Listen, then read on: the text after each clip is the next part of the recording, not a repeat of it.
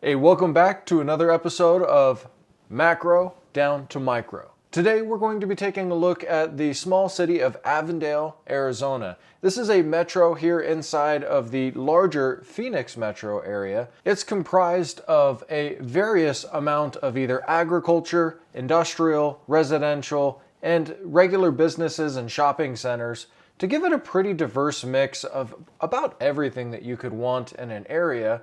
And that's really shown when you look at the 25-year or thereabouts Google imagery that we were just looking at. It really did change quite a bit. So what we're going to do today is we're going to start at the top with what sellers are doing, what the market is looking like, and we're going to end with our speedometer, our Cromford Market Index, and see where things are going. So let's jump right into it. We're looking at active inventory. This is all of the homes for sale, not counting under contract and backup, which is called UCB here in our market. And what we see is that we're following right along this pink line to the green line. Green line is 2019. So we are dipping below 2019 levels already. Brown is 2020, red is 22, and blue is 2021. What we notice here is that there's just in general not a whole lot of homes in this part of the city. When you look over here to the peak, in October of 22, there were 295 active listings. Let's take a look real quick at what new listings are doing, and they're following trend with what the entire Phoenix Metro is doing, and that's showing a very, very low count. Looking here, that's the bottom, the orangish yellow line here. That's below everything all the way back to 2018. Let's throw a few more years on there and see what those look like. And even still, we're under what everybody else is doing. Now, this is no real big surprise. Sellers are a little bit concerned about getting into a market that was super duper frothy, way up over the top, and those prices haven't completely gone away. Did we lose some of that appreciation? Yes. But things are still very expensive and rates are insane. We've talked about this in some of the other videos. So if you're looking to move, that's a difficult lateral unless you really have to make that change. Now, a lot of people do run into that situation. So, obvious situations will vary. So one stat that is pretty important for both buyers and sellers alike would be how many days homes stay on the market, or cumulative days on market. CDOM would be one way that you might see it. And in Avondale, we've seen a pretty dramatic decrease from the peak of 77.5 days on market down to 40 days on market, which is just over a month. So we're looking at 1.2-ish months of inventory. And what that means is that if no sellers came to market and the buyers continued to buy, within about 40 days, there would be 0 homes on the market available for a new buyer. Moving past the actual data on days on market, it's important to look at the contract ratio, which is going to be our indicator for how quickly homes are absorbed. And that indicator tells us whether we're in a cold, warm, hot market, frenzy market, maximum insanity like it was way back in 20, 21, and 22. Which, let's throw those on the graph here for just a second, and you see that those were just noodles. I tend to take those numbers out because they're not worth comparing. They were complete anomalies. Money was darn near free as far as interest rates are concerned, and there was a ton of stimulus coming into the market that shouldn't have been there. When we look back over normal years or what was happening prior, we can see that we're running at about 94.1 right now for the ratio here in Avondale, which is a little bit lower than what we'd seen in the past until you get back to about 2014.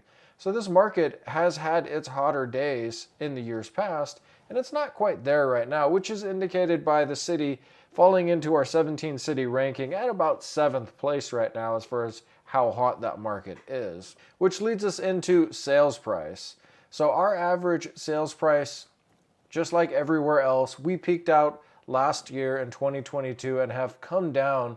You can see here that in October and November, there was a bit of a bounce, little recovery, and then boop, dropped down back into January.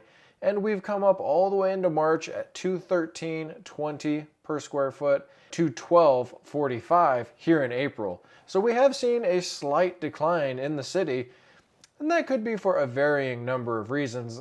I'd rather not speculate because a lot of stuff can change in a very small marketplace, which makes this data a bit more speculative, still just as important to know.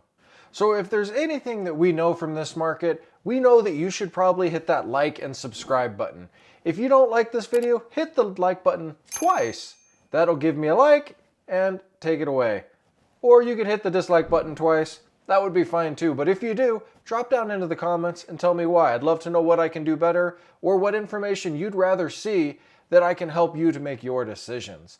Moving into what the buyers are doing, as far as negotiation is concerned, we see that the sales price to list price ratio, it's bounced around pretty violently in this area, from a peak way up at 105% to a bottom at 97% back in February of this very year. And we saw in October it was down to 97.5. We're sitting at around 98.5 right now, which is just slightly higher than the market average for this region, which means that there's not as much room to negotiate. Maybe a little. A little? And part of what we're wondering here is, are buyers leaving the market? Is that why there's less room?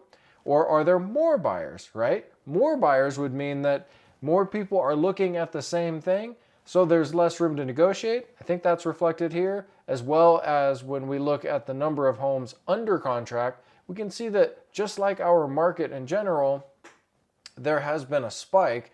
Let's take out the whole market, drop down to Avondale alone, and you see right here, we're above 2022 and 2021 numbers at this time of year, which is pretty good. That tells us that there are more buyers than sellers in that marketplace, and that's definitely reflected in what the index has been doing. Our index is, as of the last reading here, at 165.6. There's another updated number we're going to look at in a second. This does show a little bit of a dip here in March and into April, where we peaked out at 162, dropped down into the high 150s, and then back up. But when you look at the most up-to-date number here with our 17-city indicator, we're sitting at 171.1. Supply of 46.5% of 100. Remember, 100 is a neutral, fully balanced market. There's the same number of buyers and sellers coming in.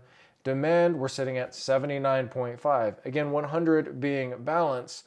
So on our demand side, red, that's not great for sellers, but because there is more demand than there is supply, that's where we get this market index showing 171. There are fewer homes to choose from and still more buyers looking at those same homes. If you found this content helpful, let me know what you liked the most down in the comments. If you have a city that you're interested in, you see them here on the list, let me know. I'll do a macro to micro on those. And I look forward to seeing you in the next video.